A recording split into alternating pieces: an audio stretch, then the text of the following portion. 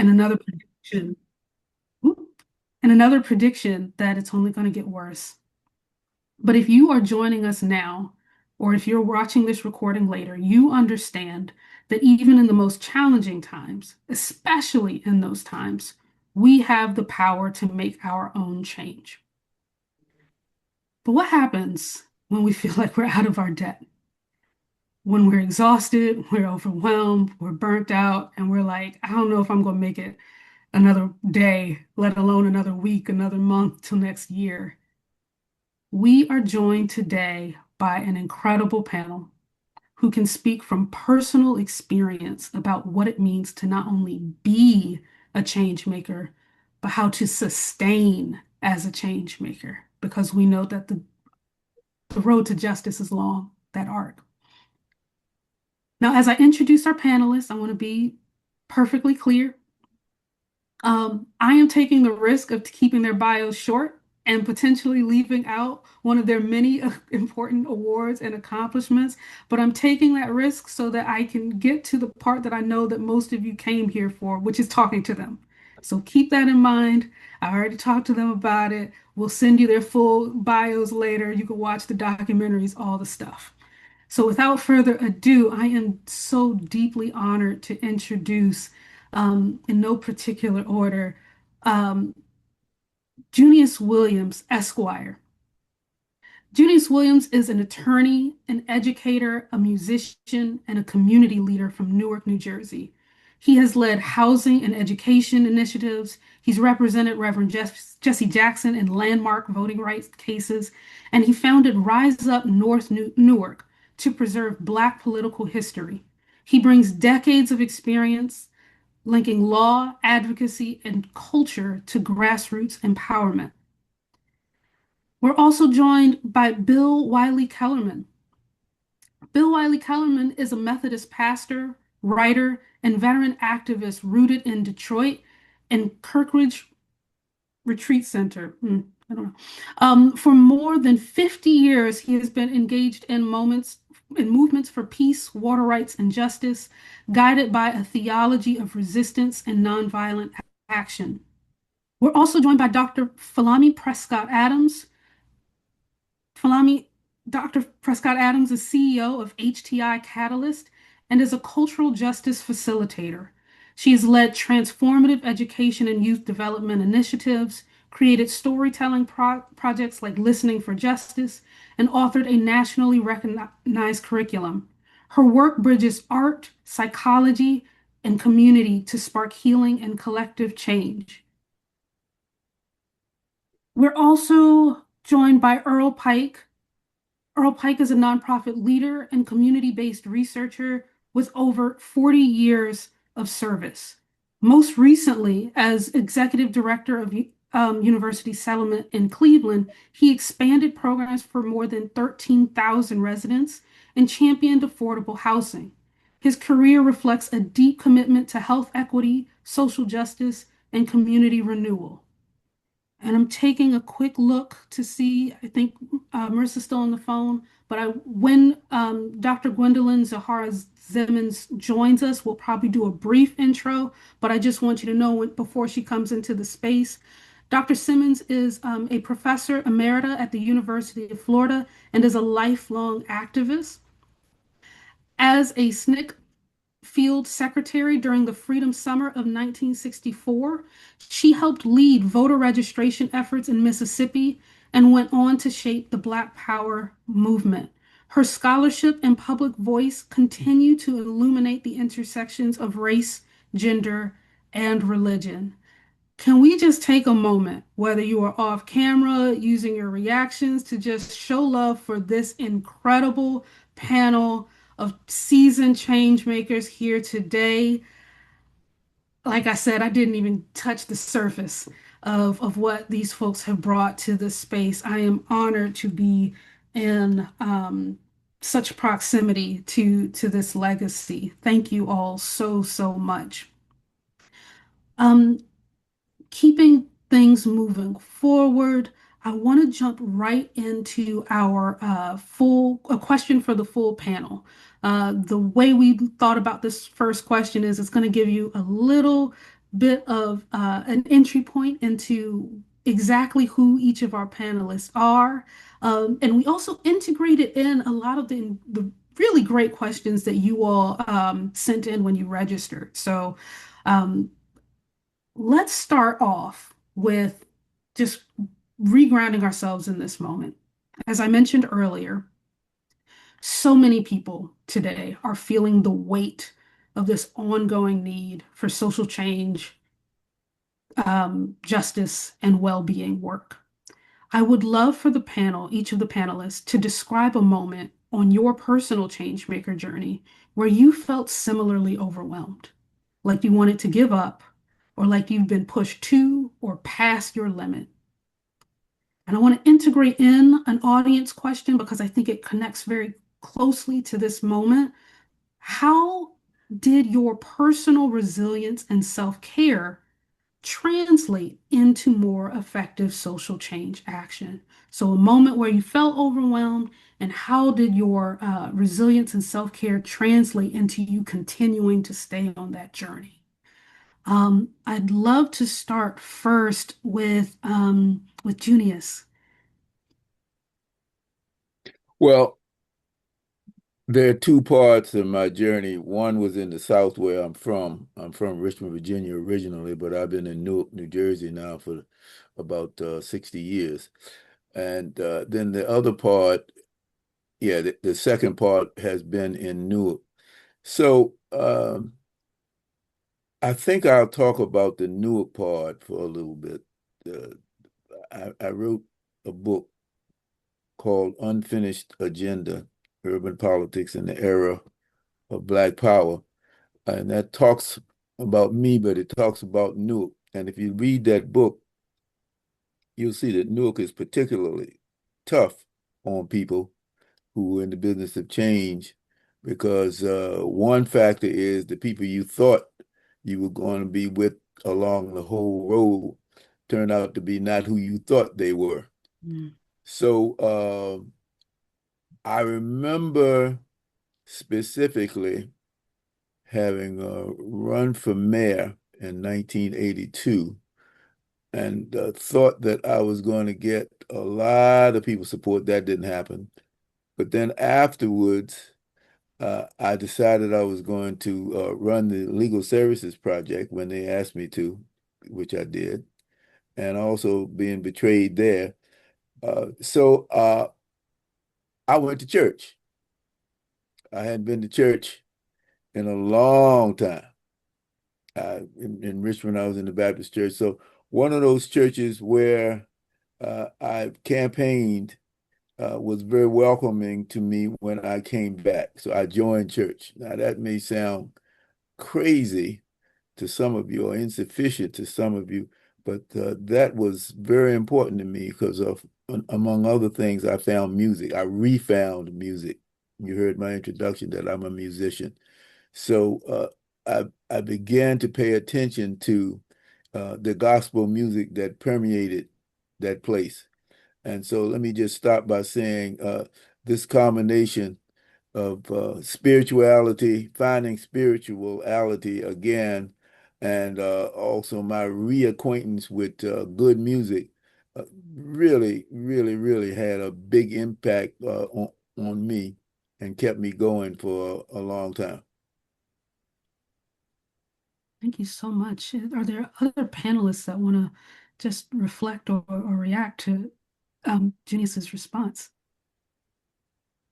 Junius, I'm a musician too, so next time in town, let's play together. All right, what do you play? Cleveland, Huh? keyboard. Keyboard. Okay, I play harmonica. Yes, We can play some blues. It's a All right. deal. It's a deal.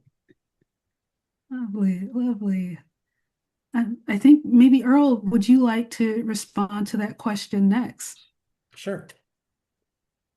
So most of my career it goes through a number of phases, but most of my career was 25 years working in HIV/AIDS. And I remember somebody early on asking me, did I think that working in AIDS was a social service or a social justice issue?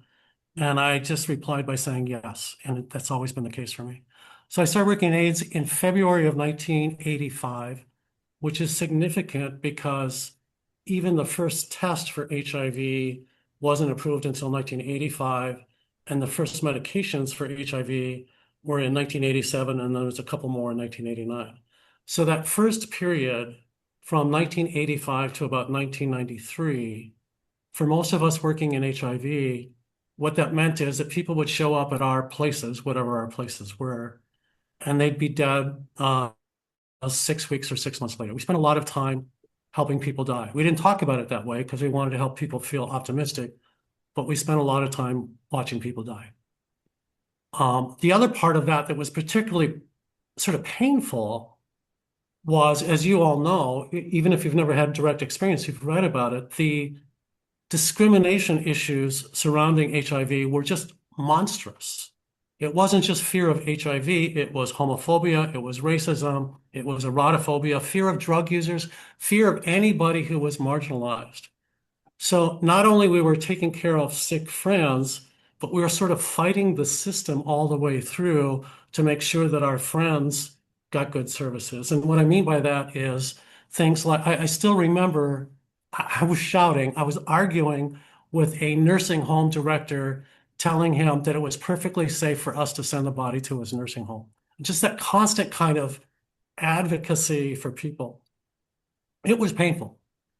In fact, and this kind of goes to the second part of the question, that from 1985 to 1993, my partner at the time in 1993, we were both working in HIV, came home from a funeral one day and started counting the number of people we had lost between us. And we got up to 200 and we said, we need a bit of a break for a while. So one bit of self-care that I'm going to recommend to everybody is what we did, which is we were raw, we were emotionally spent, there was sort of nothing left. So we took our life savings and we backpacked through Asia for 9 months, living on $30 a day, because we had to sort of get through it all, get past it. Now, the funny thing about that, and the reason that I have a slightly different approach to self-care than maybe others, the funny part about that is the first city that we went to was Ho Chi Minh City in Vietnam. And so I was trying to get away from HIV, but there were AIDS posters all over the place. And I actually ended up meeting public health officials in Vietnam just because I reached out to folks. And I realized, I remember where I was standing when I saw that poster in Ho Chi Minh City. And I realized, Earl, you can't get away from this. I mean, you've been saying this for years. This is a global pandemic. You can't get away from it. And the self-care shifted for me. And I realized I need to stop running away from the grief around this and just let myself be absorbed by it. Just let it wash over me. Let myself live with the grief. That's been my response ever since. Like, it's not so much that grief is something that you surmount and move past or whatever, but the way I think about it sometimes is that all of those dead friends aren't gone. They're still with me. They're still walking that journey with me. And hanging on to a certain part of that grief is also recognizing and honoring their memory. So my approach to self-care, sure, sometimes I'll take a day off. Actually, yesterday took the entire day off and watched old movies, and I love that. But I think another way of doing self-care is to let yourself kind of emotionally fall into the issue that you're addressing. Thank you so much for that. Does that resonate with any other of the panelists? I'm seeing nods. Yes. Yeah, I'll jump in there because listening to you, Earl, made me think about Octavia Butler's work in Parable of the Sower and Parable of the Talents. She creates this condition called the hyper-empathy syndrome. And I know I experienced that. If someone is just thinking about their pain, I usually feel it. And yet that means when you're experiencing joy, I'm right there with you. I think it's a superpower. And you have to take care of yourself. And I have so learned through getting people to be more aware of their emotions that we call things like sadness, grief, shame bad emotions, and they're not. They're required. There's no joy without pain, right? And every time you remember that, you can embrace the more, I'll call them the more intense emotions that unfortunately do sometimes lead to you making poor decisions. The example that I thought of when I felt, I don't think I ever feel totally depleted because I believe so much in the power of the community that I surround myself with. Right. I'm going to talk a little later about that. But in the case when I first created Listening for Justice, which I only did because people asked me to, right after George Floyd's murder, they said, I just feel like you're that person who can create a way for us to learn about racism in a loving environment. And I give my experience as a Quaker a lot of credit for that, because it just taught me that we're all human, right? And that we can do some learning in multicultural settings. So when I created Listening for Justice, though, I found that initially I had lots of people willing to get online for 2 hours once a week for 8 weeks, and it just got harder and harder. By the time we got to our 10th uh, time offering this 8 gathering series, I was just so burnt out and realized that most people were coming because I asked them to, not because they saw it online or somebody else did. And I just didn't feel that was sustainable. But what kept me in it is I realized how long it took us to get to a place where we even need to learn and unlearn aspects of systems of oppression. And that these timelines that we create for ourselves, where do they come from? Ask yourself that. When you said, because I had this vision that I would be in an airport and I'd overhear a conversation and someone would say, "What? You haven't done Listening for Justice? Oh, you got to do it." Like I was thinking millions by now, right? We've touched over 500 people, conducted the series 10 times, and I'm going to keep going.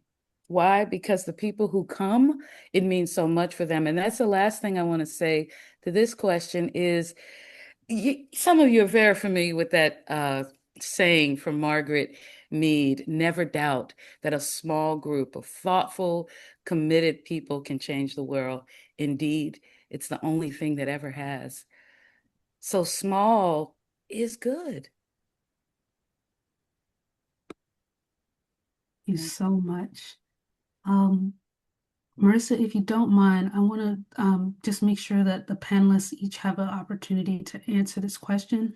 And then when we transition to you, we can do a more formal introduction of both you and Dr. Simmons. Yes, small is good. Just to bring us back into the space, I've already heard themes that I'm personally connecting with around honestly feelings of betrayal, having to look death tolls and hurt tolls in the eye, the stress of misinformation, of having to constantly re-explain over and over again why something isn't what people think that it really is, that constant fear, and the ways in which you all are talking about you not only practicing self-care, but adapting what self-care looks like for you as you learn more, whether that's through re-engaging with spiritual practice, whether it's travel and kind of mentally distancing yourself, allowing yourself time to grieve, and even questioning your expectations in the first place. All of that is just, again, it's timeless. And so I want to just remind us as we're having this conversation, even though they're talking about the past, connect it to what you're feeling right now. How relevant is it to what you're feeling and doing today? And with that, I'll go back to Bill. I would love to hear your response to this first question. Yeah, thanks so much, Robin, and thanks to Junius and Earl and Folami already for their sharing. Yeah, I feel like the question of being overwhelmed is really does rise from the present moment, whether we're talking about uh, Gaza and the genocide there and the incapacity, just the sense of powerlessness and being able to stop that, or what's going on U.S. soil. And even I'm thinking of Earl's uh, recognizing AIDS in terms of a global phenomenon and how structures of care had been set in motion and those have been decimated and destroyed in the recent period. So yeah, so feeling the present moment very much. I would say, as a young person, in being overwhelmed actually figured into really the beginnings of my movement work. I'd been part of the struggle and resistance against the war in Vietnam, and through tax resistance and mass movement and other things. And when that war came to an end, through the work of so many people, um, there was a question, how do we deepen nonviolent movement in continuing to resist and transform militarism? And where the hook came for that in my own experience was around nuclear weapons. Um, Thinking in particular, and the resistance to nuclear weapons grew hugely, was a huge movement in the 80s, both in this country and around the world. And the way into that involved reading accounts of Hiroshima and Nagasaki and Hibakusha, that kind of first person experiences, and beginning to get a sense of the scope and scale of the technology and the weaponry and the way it was embedded in uh, political alliances uh, yeah, just and how technology was driving policy as opposed to the other way around. And I confess to being overwhelmed and really tempted to despair. I think it's fair to say that. In the Christian scriptures in the apocalypse, it says, "Who is like the beast and who can fight against it?" And that was the kind of despair that I was feeling. But I was working that through and doing that reading and work and thinking in the context of community. And it was really community that pulled me through uh, the the sense of small human scale work that Folami was mentioning is exactly what made that seem possible. It wasn't like, oh, we needed to be an international global structure. We needed to be doing our community's part in that fed into larger work that was going on. So that's where we began to imagine and act together. So I'm putting my finger on community there as the spiritual practice. Absolutely.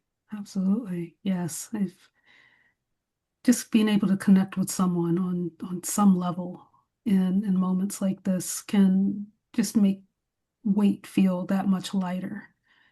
I want to use this opportunity to give Marissa an opportunity to introduce herself and invite Dr. Simmons to respond to the question. So I'm kind of passing it to you, Marissa, to kind of navigate that. Absolutely. Hi, thank you. I don't need to take up too much space. In the back of my head, I heard Robin introduce me, and it was perfect. So I'm just happy to be with all of you today, and even happier to introduce our fifth panelist, Dr. Gwendolyn Zoharah Simmons, who I learned while we were on the side, prefers to go by Zoharah. So Zoharah is with us today.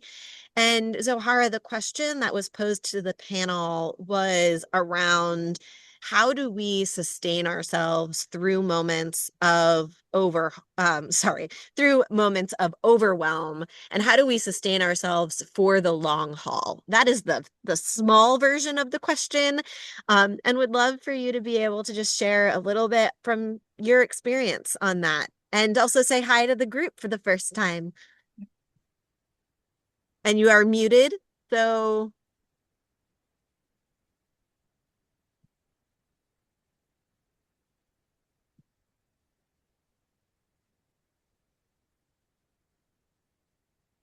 nope, you are still muted. Okay. There we go. We got it. I'm telling you, I'm dealing with being overwhelmed with how difficult it's been to get on this call. And I am, as Bill and Junius know, I am always on Zoom, and I've never had this kind of difficulty. So I don't know what gremlins got into the works, but I've been trying for since 11:45, which was when we were supposed to get on. But anyway, glad to be here and looking forward to the conversation.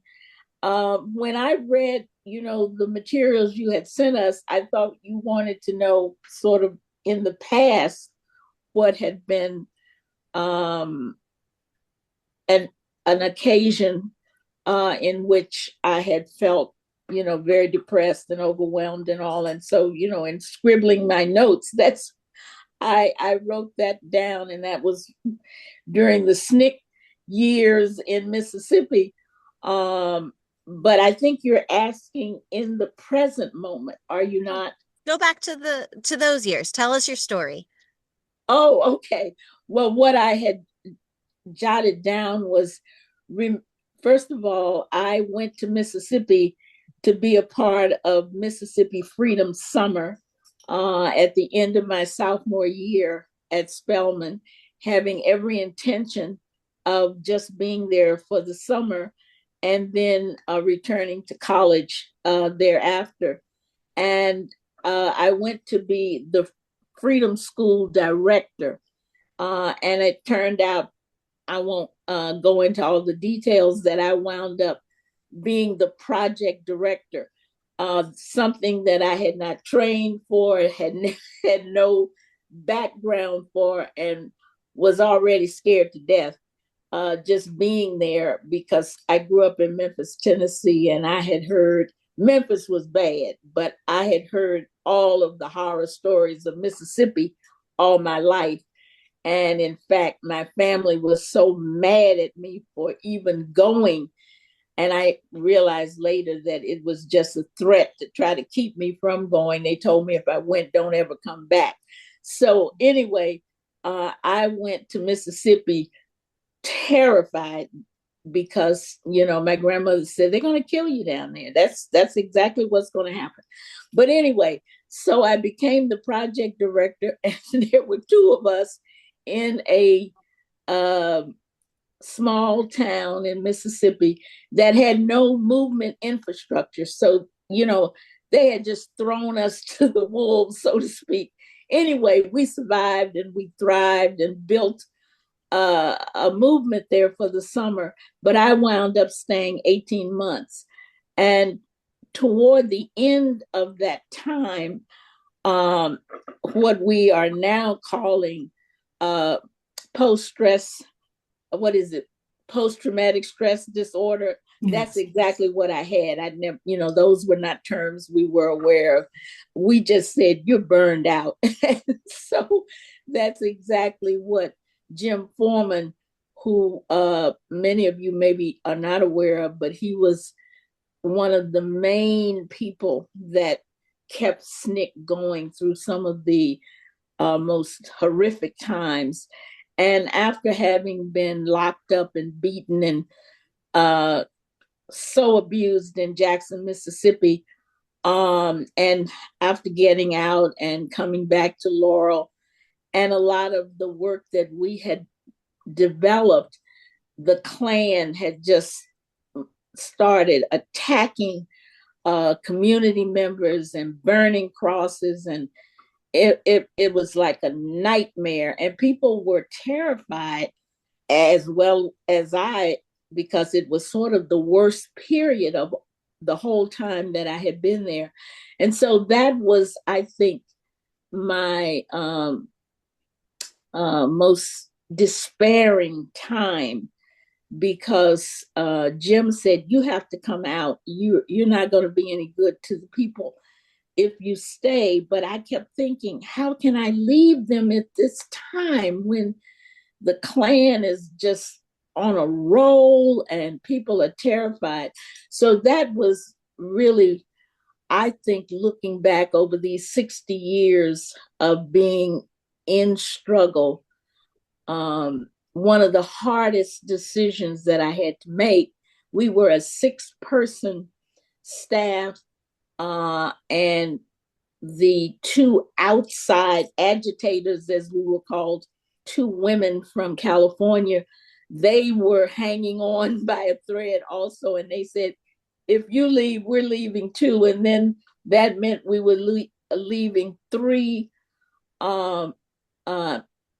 Mississippi young men who had all been kicked out of high school. And so it was like, how can we leave them, you know? So we were able to get housing and a family to take them in Boston. And good note was they finished high school, finished college, because I kept saying, I cannot leave these 3 young men here. I mean, I guess I was 2 years older than them, but to me, they were like, I cannot leave them, you know, without, because I got somewhere to go. I can't leave them anyway. But that was a difficult time, particularly until we had secured housing and a commitment from families in the Boston area to take them in and make sure they finished high school, etc.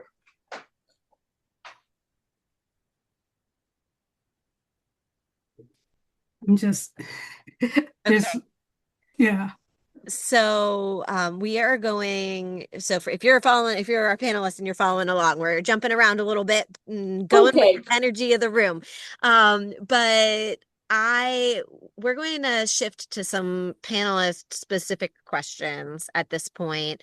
And the way that we're going to do this is I'm going to ask a question initially of Folami, and then we'll have the panelists have the opportunity to share back and forth, and then we'll ask another panelist something, and we'll go back and forth a little bit. So Folami, my friend, much of your work, and I've gotten to bear witness to some of this work, so much of your work has been about helping leaders and mission-driven organizations engage in social and cultural justice. What are the specific practices that you have seen that help professionals and change makers sustain their purpose and well-being while also keeping their organizations committed to justice over time? We know you've got lots of magic to share here. So excited to hear.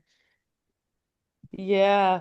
I want to tell you the reason you keep seeing me turn my camera off is because I'm visiting my mother in Hampton, Virginia, and I want her to see the speakers. So I'll, turn the camera off. And I'm just so excited that she's able to listen to elders while she is turning 100 on Thanksgiving Day. So I've been asking her to share, and she's like, no, y'all are amazing. I'm just going to listen. So maybe before it's all over, Robin was saying people who support change makers are so important. Maybe we'll get her to share something. But this isn't going to take long. First, you got to stay grounded in your mission. And I work with people, they can't even remember their mission, right? So we play all kinds of games, fill in the blank. I made up a wordle once around a mission, but that's first. Like, if you say this is what you're about, you need to stay connected to it. And then, what are the values that ground you in that mission? So the first thing I think about is I was elected president of the Sassafras Ridge Landowners Association. I bought some mountain land in the 90s. A friend of mine just, decided let's see Black people get involved in starting a mountain community in Mm, Tennessee. And now the community is multiracial. And we had a new landowner say, why are we spending the landowner's money on the common areas that are owned by the original developers? Well, that's a value issue. We are not on the same page because we believe in collective work and responsibility. We believe in cooperative economics. And we're happy to use some of our dues money to improve the common areas, Lake Nia, Lake Imani. So values are so important that you all grapple with what are the values that hold this group together. And you got to have some small wins. People don't celebrate enough. That's one thing that I remember when I joined the All African People's Revolutionary Party. I was still undergrad at Brown University, and Kwame Ture, formerly known as Stokely Carmichael, came to speak. Yes, Zoharah, I'm just so happy to meet you. I'm going crazy, but and no, I was told not to use that term in a derogatory way, so I just have to speak to that. I'm just excited, right? And I felt like in that organization, I couldn't be happy. Like, we so much want to be in the struggle. The struggle is real. We got to grind. And I've learned no. One of my favorite things to say to people is I refuse to let racism steal my joy. And absolutely. so while you might think joy and Black joy is like, why do we need that? We needed it because we were changing the narrative from struggle is real, we can't be happy, to no, no, we're going to be happy. We're going to have a community that surrounds us and supports us, and we're going to do the hard work to change the society from what it is now. And then lastly, well, two things, and play to each other's strengths. Some people are organizers, some are facilitators, some need to stay behind the scenes and learn the technology, just like Marissa got Zahara on, right? Like that was an important role, Marissa, and don't deny it. Thank you, right? So to celebrate those small wins and recognize each other's strengths, not expecting everybody to be the same. And finally, create a culture where you can say the thing. Don't wait till you get to the parking lot. But while you're in the meeting, when you need to say, Earl, I was offended when you said so and so, and what does repairing that harm look like? I Mhm. could go on. You can tell I'm super passionate about this one. So I'm going to stop there. Yeah, well, your passion just oozes out, and there were so many gems in there. I would love to hear from a couple of y'all about how that resonates and what other practices have you seen help professionals sustain their purpose and their well-being and to keep their organizations aligned with that. What are our responses to Folami's testimony? Because that was just testimony. Well, we had something. I had an organization called the Newark Area Planning Association, or NAPA, and we fought urban renewal. There was a hospital that wanted to take 150 acres, medical school that wanted to take 150 acres of land, and we said, hell no. Uh, then later on, and we stopped them. We got that down to 60 acres, and we got 60 acres of vacant urban renewal land to build houses, and I became the director of that. We also fought a highway, and I don't know too many other communities that were successful, but Oh, uh, no. we took a group of Black Panthers and white ministers down to Trenton in New Jersey, and we locked the door. and we told him under no circumstances were you going to take and run this highway through the middle of Newark.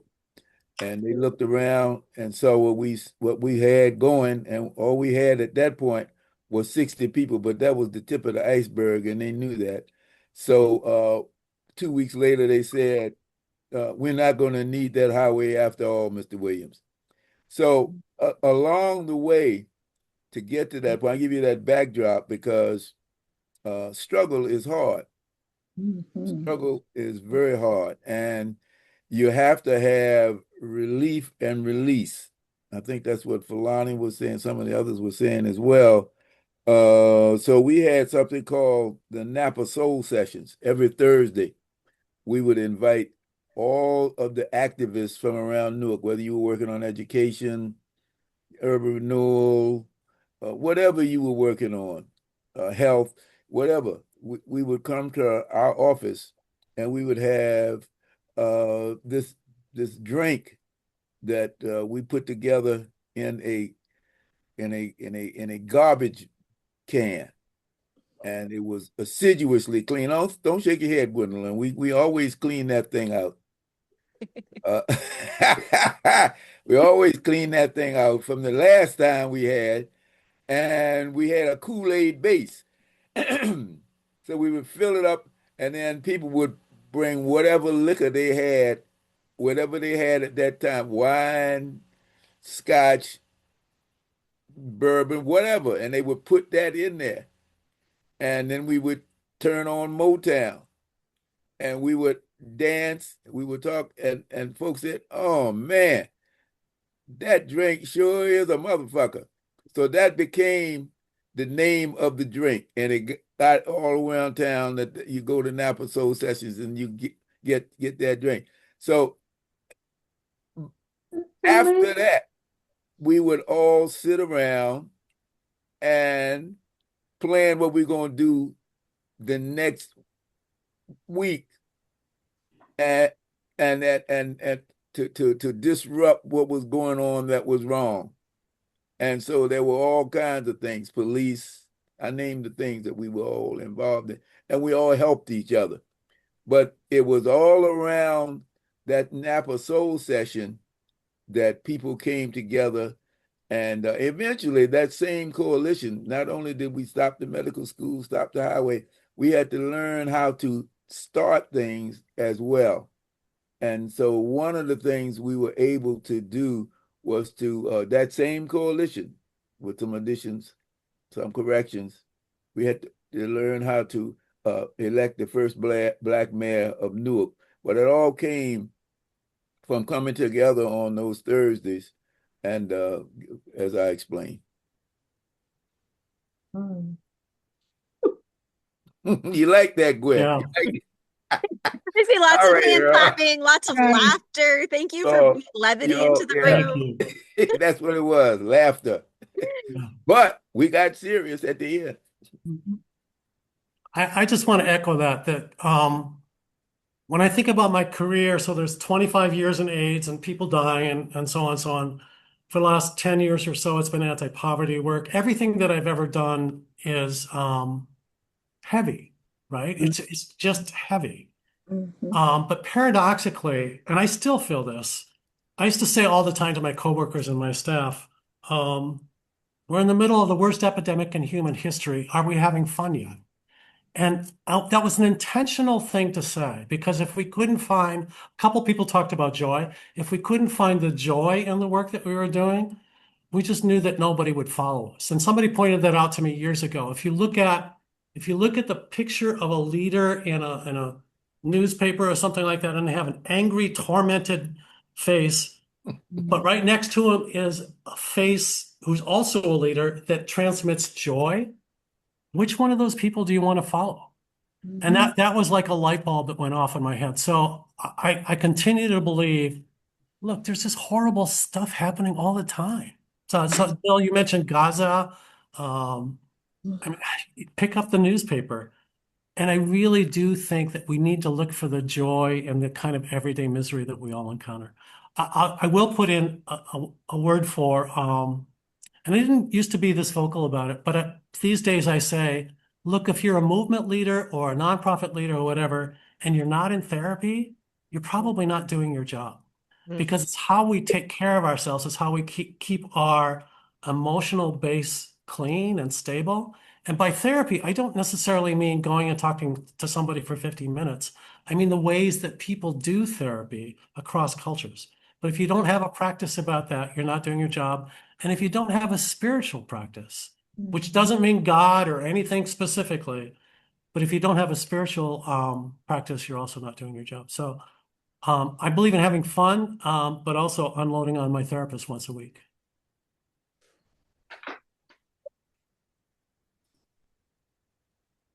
Are Let you me just calling? affirm this strange. Gwendolyn. Go ahead. Oh, Go ahead, Zoharah. oh, okay.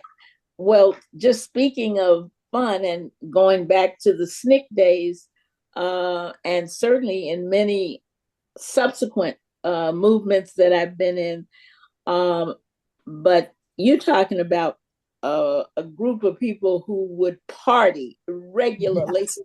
I mean, because as you say, it's heavy. I mean, some of your comrades have been killed and people are in jail and being beaten and all. I mean, so, when we got together, uh, it was a time for rejoicing that we were still alive, that we were still committed to our work. And so often, we would partake. We didn't have the drink you just mentioned, but people certainly, Mississippi was dry. So, people had to go to those places that were selling underground stuff and bring it back. But I totally agree. And in terms of an organizing strategy, when I left Mississippi, I went to Atlanta to be a part of something called the Atlanta Project of SNCC. And, remember, guys, we're talking the 60s, so we don't have internet, we don't have chat, you got to be knocking on doors, you got to see people. But where in the Mississippi, people would let you in. I mean, this was still, people were not afraid of people. But once we got to Atlanta, we had to figure out a different way because people were not into letting you come in and talk to them about whatever it was you wanted to talk about. So we started having street parties, and we had a panel truck. We had a loud speaker system on the truck. We'd play music. We would do barbecues, etc. People would dance, and yet we were doing education. Between the music and the dancing, was talking about change, talking about organizing, and we had a lot of focus on housing because that was a big problem in Vine City where we were working. And so we organized rent strikes, and people, began to trust us. We had an office in a little 3-room shotgun house that was like the place where everybody was living, those type dwellings, etc. But having fun with people, so that they got to know you and trust you and all, was a big part of how we gained that community's trust of us. Yeah. And so, Bill, I saw you before that you wanted to add something. So I want to make sure that you have the chance to respond, but I'm going to tack on, we've talked a lot about this community care. And so I'm wondering if you can respond to the energy of the room and also lead into our question of you, which is, what are the practical approaches that you have found most effective for sustaining participation beyond the moments of actual crisis, right? It's not like we're in a moment right now where there's so much crisis. It feels like it's constant crisis. But when that crisis dies, or hopefully like subsides a little bit, how do we sustain the movements? And so start where you were gonna go and then end up there somehow. Yeah. Yeah, I think the joy question is just runs through all of this. we've been using a song in retreats here that I'm pretty sure has freedom struggle history. It certainly echoes "This Little Light of Mine."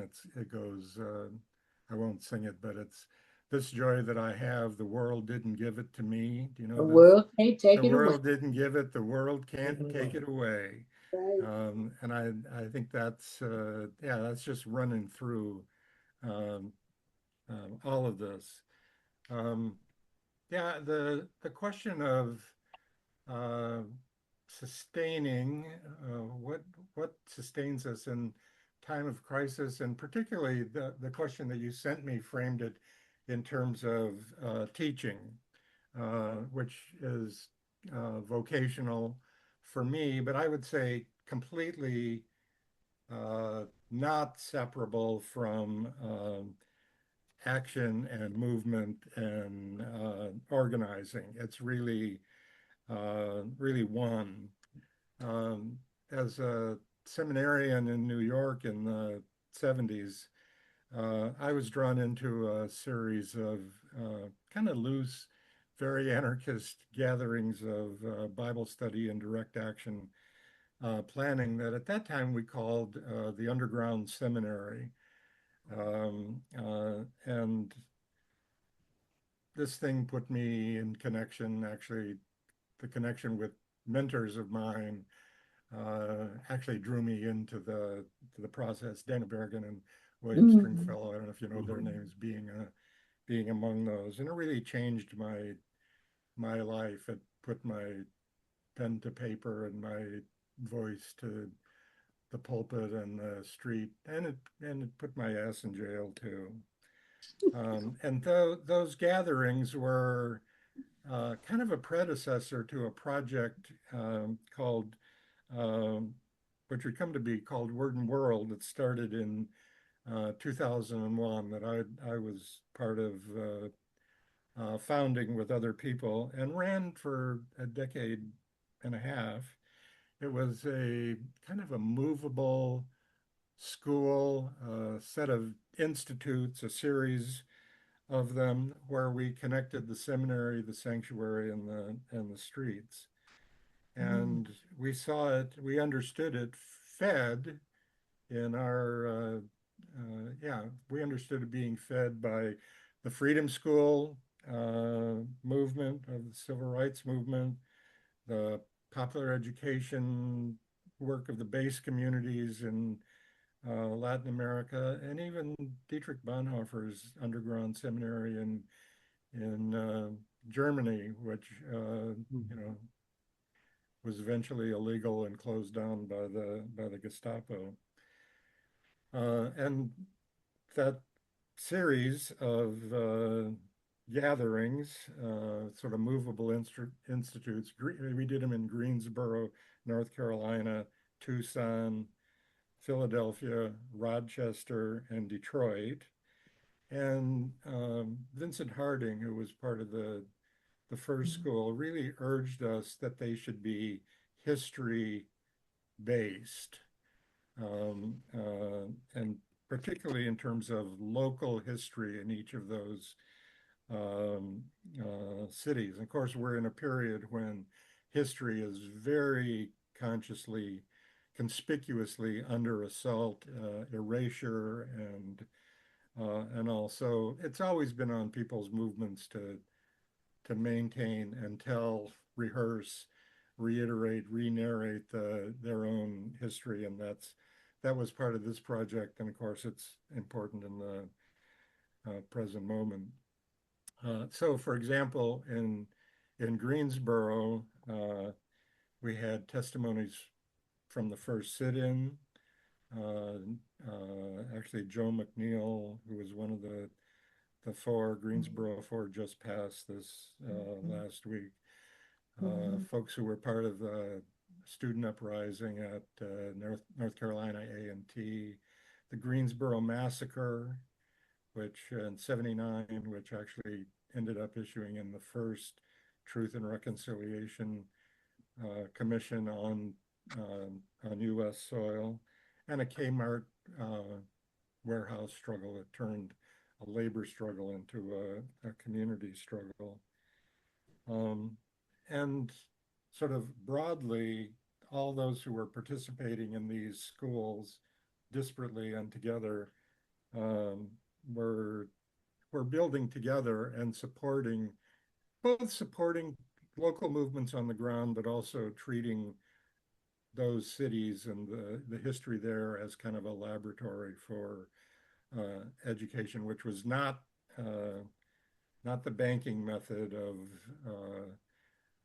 education, but popular education, where the resources are there to be gathered, and that kind of work and pedagogy, I would suggest, is what's needed for sustainability in our own time of crisis.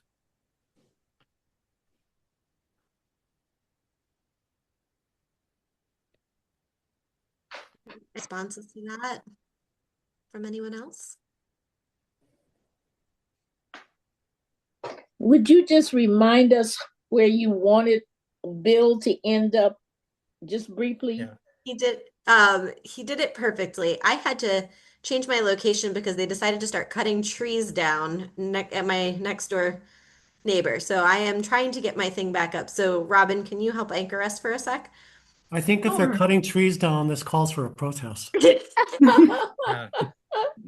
Oh boy. Very, very loud.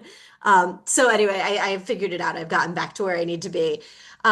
So we were talking about how or why ongoing education and engagement is so essential for community care and what Got it. practical approaches have been effective for sustaining participation beyond moments of protest or crisis.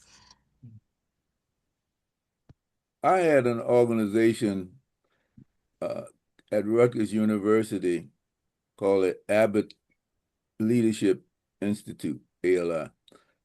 So I set that up because there was a court case in New Jersey called the Abbott case, which said that the state has to pay for education as because these communities in 33 districts, I think it was the number, people, the cities like Newark and Trenton and Camden, they couldn't pay for the education that was being given out into places like Livingston and the other heavy the rich suburbs. They were called the I and T districts. So that's the backdrop. So it was necessary to educate parents about their rights under that decision. And one of the things I said to people started out with about 19 parents and one teacher. I said, you can go to the Board of Education and holler all you want, but if you don't know what you're talking about, they just gonna let you holler. So that's what this was all about. It was educating parents to become better uh, activists. And we ended up, instead of those 20 people, by the time I retired in 2018, we were averaging 50 or 60 people per class every other Saturday, and they stayed for 3 hours. We fed them in the morning. People came and we talked a little bit and had fun together. At that time, always got to have fun. You don't have to always have food, but food is good. I found that out. The other thing we did, I said that you need to have young people involved in this because they need to do more than just go to school and just absorb what's going on. So they need to understand the politics of education. So then we set up the Youth Media Symposium. So for 20 years or so, I did that program. I did both of those programs. And I always, with the young people, they came on after school and we talked to them not only about, it was called Youth Media Symposium because we wanted to talk to them about how you get your message across. We know you want something, but what do you want and how do you get it across? And so we were teaching them how to use film. We were teaching them how to use audio. We were teaching them all those kind of practical skills, but first important thing we had to teach them was that they have a voice and that their voice is worthwhile listening to. Because our kids have been so dumbed down that they don't really think they are worth anything. So all of that process was going on simultaneously. We had the parents who were already active, learning new skills, learning policies and practices, but also movement skills that I was teaching. And we had the young people who were just beginning to understand that they have a voice and that their voice can be amplified if they use those skills associated with the media. Uh, and if there was a confrontation, our people were involved. Uh, I had to make sure that the organization that I was sponsoring was not up front and was not one of the named participants. But over time, everybody understood that the students and the parents who were coming had all been educated at Rutgers University without Rutgers taking any credit for it.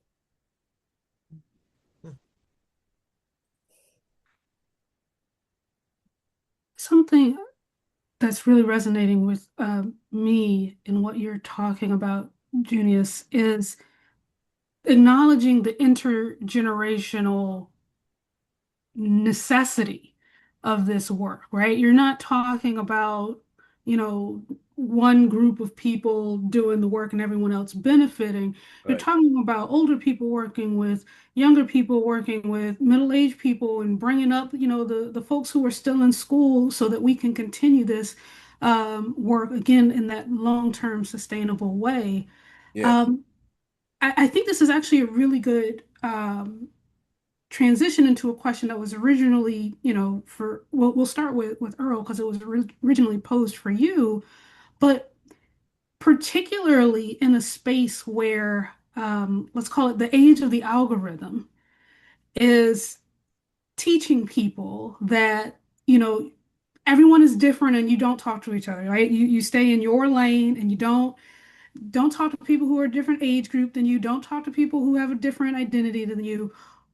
I'm curious, from your perspective, it feels overwhelming, right? We've created this huge wall in so many aspects of this work that people might feel overwhelmed or unsure of where to start, right? Like even among us today, it's like, am I able to talk about this if I'm not, I hadn't been a part of SNCC, or if I hadn't started a whole organization? Where do I start and how do I feel okay in that? And so very specifically, I'm wanting to ask for the people today who may feel overwhelmed and unsure of where to start, what are some small, meaningful steps that they can take to both connect them to that sense of community and then help them stay, again, involved in the work for as long as possible? What are those small steps? Um, Saul Alinsky is still somebody that I sort of think about now and then. And Saul Alinsky always said that you start out with basically what people are pissed off about, right? Well, like what's really animating them that day. It might not be what you want to do as an organizer, but it's certainly something that's pissing them off. In my case, I grew up in a chaotic working class family with a lot of addiction and mental health issues. And I got out of treatment when I was 16 years old in 1972 and decided not to go home again. So I basically left home when I was about 16. But I also realized that if I didn't structure support for myself, that I wasn't going to make it. And I still sort of think it's funny when I look back on this, but when I was 16, I started a drug treatment program in the town that we lived in by doing a benefit that raised $5,000. I have no idea how I did that. I have no idea how I pulled it off. I just talked to a lot of people. But in retrospect, when I think about that, I don't think about that as volunteering. I think about that as saving my life, saving my own life. And I know that sounds kind of maudlin, but it's not. And I think a lot of us sort of start out from that position. So the first thing that I think about if you want to get involved is, what do you get pissed off about? Whenever I would hire somebody, one of the questions that I would always ask was, what's something that you feel really passionate about? And if people said, I don't know, not much, I would never hire them. Like if you don't feel passionate about something, I don't want to work with you. So that's one thing. The other thing I strongly believe in, we've kind of referred to it in a couple ways today, those ideas of being proximate and present, and you'll learn in those moments. So, for example, in my last position, I started about 10 years ago. Um, I'm running a settlement house in literally the poorest neighborhood in Ohio. 44127, which is where I am right now, where I live, is the poorest neighborhood in Ohio. And it was ground zero during the housing crisis. More foreclosures per census tract in this community than anywhere else in the country. So people had become very inward. Community used to be 100,000 people, now it's 22,000, and very withdrawn. And I knew I needed to sit with people in their own space.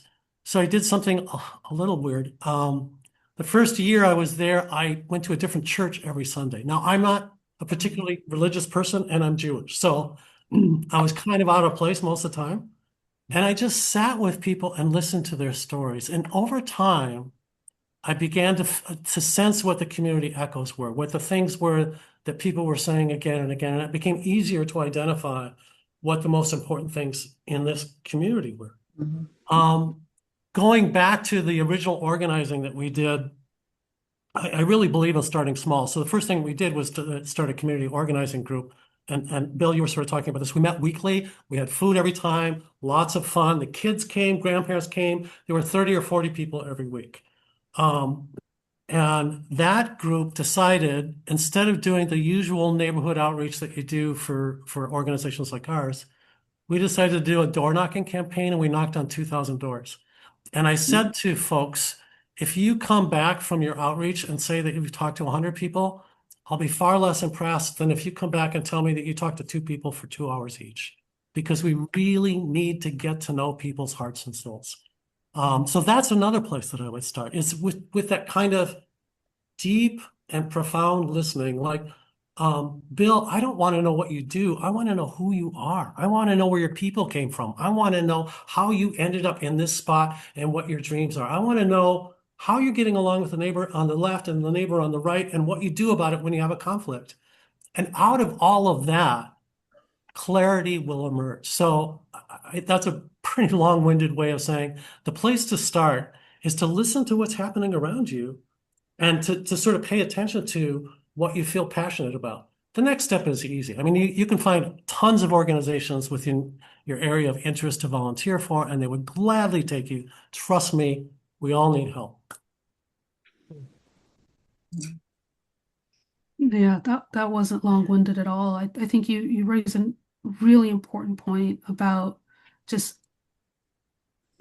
the answer sometimes is more simple than you want it to be. It's listening, but also acknowledging. I'm like, we're in spaces that don't allow listening to happen, at least not with quality. And so part of our work as change makers and leaders of change making organizations is how are we creating space for folks to listen even when it doesn't feel convenient or comfortable, right? Because if that's where the core is, then that should be a priority space. I just thinking about time, I want to transition the panel into our final question, which was actually submitted by one of our audience members. We couldn't figure out a better way of closing out. The question was, do you allow yourself to dream that it all works out for the best? And if so, what would it look like to you to live in a world that works for everyone? We're looking for vision. This question made me cry when I read it. So I am just so excited to hear from all of you. We hope that everyone in these last few minutes will have the chance to share. I'm ready to jump right in on this one. No I've, problem. I've been calling myself a futurist. Once I saw that term, I was like, yeah, that's me. Because I think about this a lot.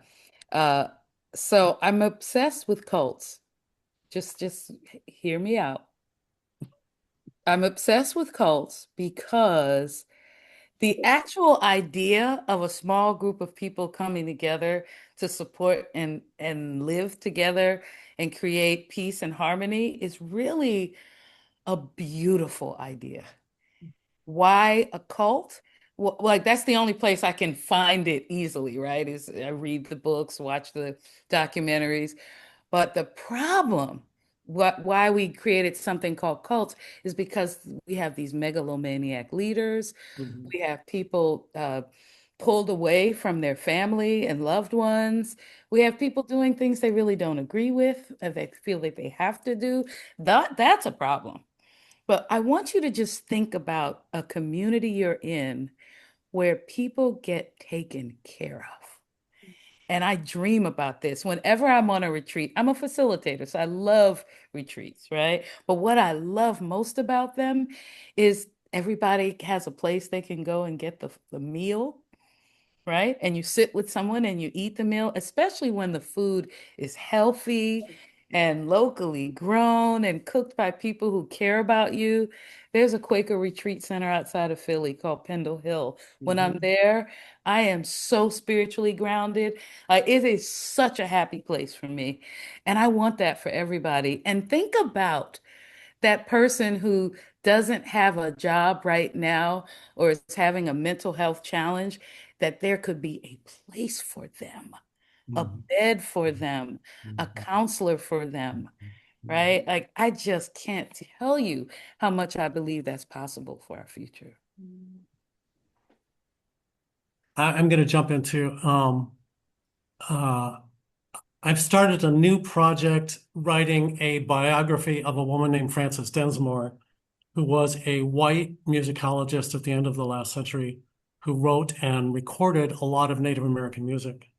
And I got about 2 months into the project and I realized that I needed to step back and make sure that because Frances wrote about Indigenous people, I wanted to make sure that I also included an Indigenous lens to the work that I was doing. So I did something, I'm almost 70. I did something kind of crazy. I enrolled in college again in a tribal college in Cloquet, Minnesota. And I'm doing a distance program in American Indian Studies. And I'm stopping and doing that before I go back to Frances Densmore and continue that research. I say all that because it's been an eye-opener for me to be a part of this college. This college is one of the only colleges in the country that's tribal and community.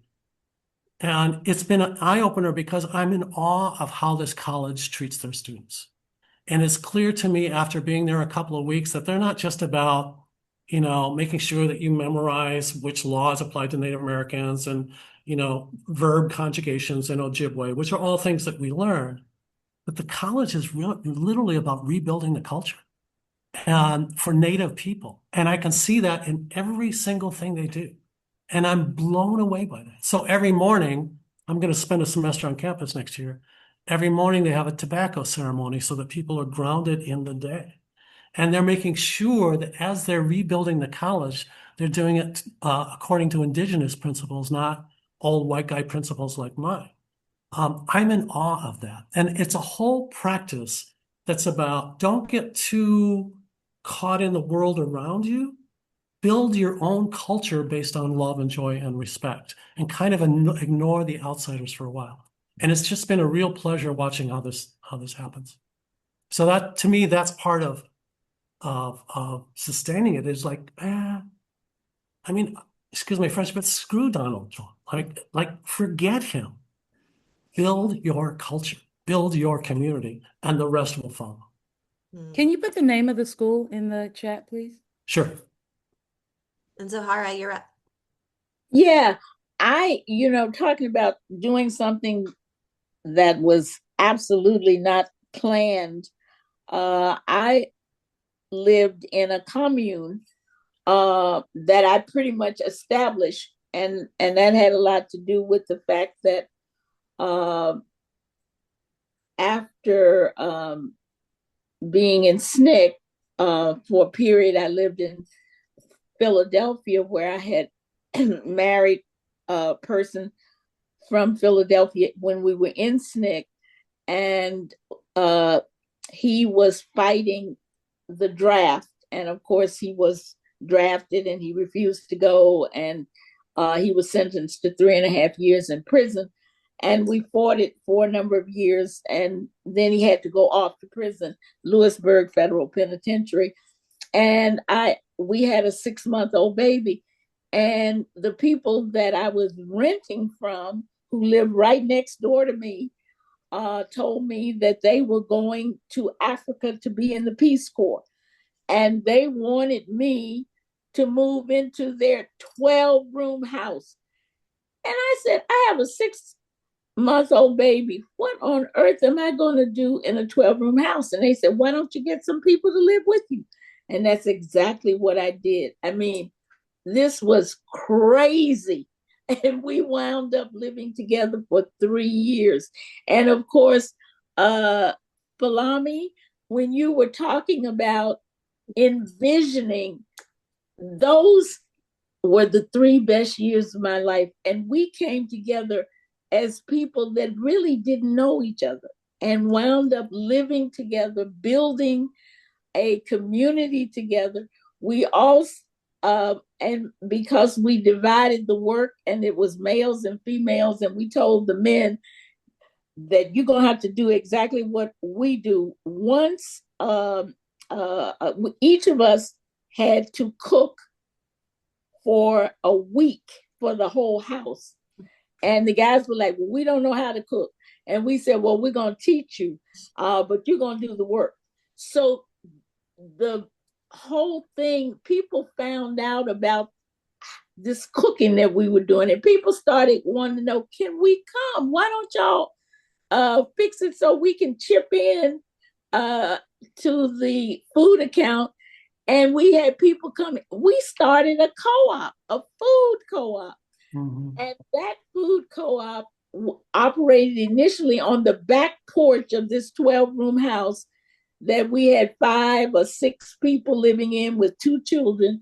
I mean, but it just came together. And I now, as an old person, said, boy, would I like to do something like that now, you know, with some elders and young'uns and all together, which would be a wonderful thing to do. But the food co-op that we started, and this was in 1969, only closed. It operated out of a church. After it moved, we were able to get it off the back porch and into a church in North Philadelphia. And it only closed less than 5 years ago because the church stopped functioning. So for all these years, this food co-op had expanded from something that started on the back porch of a 12-room commune that we had started. So the whole idea of people forming cooperatives, communes, and things that are not cults in the sense that we think negatively is something that I can see would be very helpful, especially as you mentioned, all of the homeless people. And one of the things that this 6-month-old child who was in this house until she was 3.5, almost 4, these aunties and uncles are still her aunts and uncles all these years. Now she's in her 50s and they're in their 70s and 80s like me. So the love that we shared was incredible. I have to jump in and say, in my younger days, I was involved with a group called Movement for a New Society that some of you might know about. Bill, you might know about them. Yes. And it was a network of collective across the United States. Yeah. And I was in Minneapolis where we had 11 communes. I was in the men's house. A group of men got together and decided to work on our sexism. And we all did movement work during the day. We all did shit jobs and we did movement work. But that connectivity to each other and then the deep warmth, and also like you were talking about sharing responsibility for stuff and working on our gender roles. Yes. So the motto of Movement for a New Society was, don't wait, live the revolution now. Exactly. Even as you're organizing for long-term change. So live the values that you believe in on a daily basis and then work to create change. Movement for New Society taught me more than any other experience in my life. And look it up sometime. It's the most important movement group that nobody's ever heard about. Hmm. And wasn't it started in Philadelphia? I know. That's why I thought about it. Exactly. I Because know you were those talking people. about it. Yes, yes. Yeah. So we know that many of you were going to have to jump, but I do want to make sure we hear from our last two folks on this last question. So we're going to continue the recording. So Bill, Junius, final thoughts for us? Well, Yeah, I was listening go ahead. to Go ahead, the Junius. conversations about oh, Bill, were you starting? Go ahead. No, you're in. Go. All right. I was listening to the conversation about the movements, the co-ops and the movements. I, all that has been, uh, I guess that's something that I have read about and I've seen other people do, but I can't really say I've done that. The closest that I've gotten to an extended family like that is the two movements that I talked about, the two organizations that I talked about, the NAFA folks and the NAFA folks, and we fought the medical school. When I go back to that era in the late 60s, there was a lot more hope in Newark than there is now, and a lot more hope in my heart. And we were the Napa family, and we did everything together. We Yeah. we worked, we played, we cried. But as soon as City Hall came along, the opportunity to elect the quote unquote first black mayor, all of that came crashing down to a halt. Not all of a sudden overnight. There were people that ran it after I left, but I went into City Hall and that changed my life all completely. And I was not happy with that new movement. So I like that new opportunity. So I like the idea of the Napa family. Then the next one was the ALI family, and we were not living together, but we were learning together, and those Saturdays were very satisfying. I had guest speakers come in, people talk, people who had not talked ever before in their life. They talked, as I told you about the young people, and it was intergenerational. That's not functioning as it should right now. So those are the two examples that I have, but that was not a 24-hour learning experience. I guess I kind of think I'm more moving to the woods and living with as fewer people as possible and communing and communing with nature and just having a ball, just so it's warm. I don't want to be anywhere that's cold. So Minneapolis is out. Uh, my last comment, I went to about a year ago, I went to Ghana, and it was my first trip, not to Africa because I've been all over, but I hadn't been to West Africa. And I think people need to think about going out of the country to see what other people are doing and how they live their lives and how this so-called uh, America is the best country, and that's not necessarily true. You got to go see how other people live and maybe come back with some ideas or maybe not. If I were younger, maybe I would stay in Ghana, but I got too many roots over here and the fight is still here. So I'm gonna go to Ghana and just stay over there all the time. And I'd be wondering and looking over my shoulder, well, hey, what's happening to my kids? What's happening to my people? So that's my final word. Go somewhere and learn something else, but come back and let's get ready. Thank you.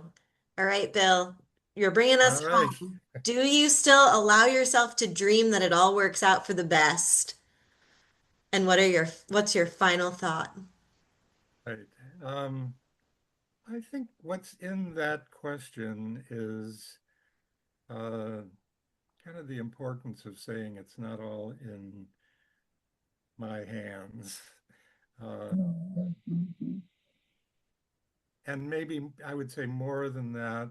Uh, I speak as a pastor and a person committed to the gospel.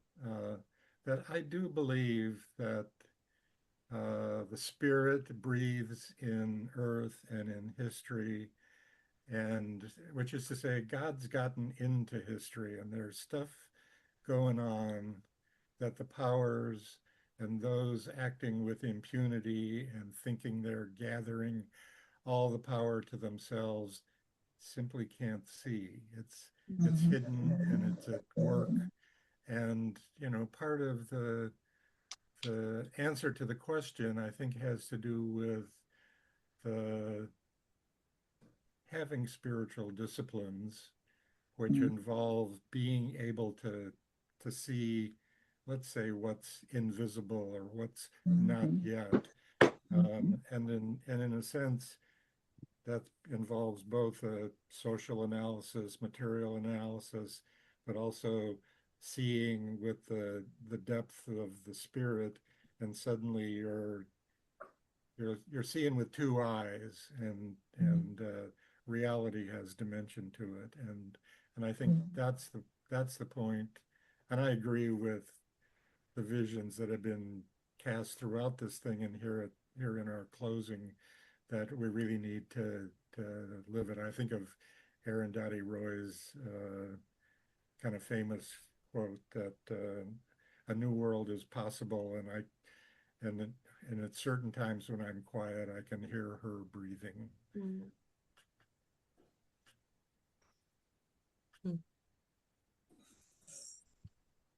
Just holding that space.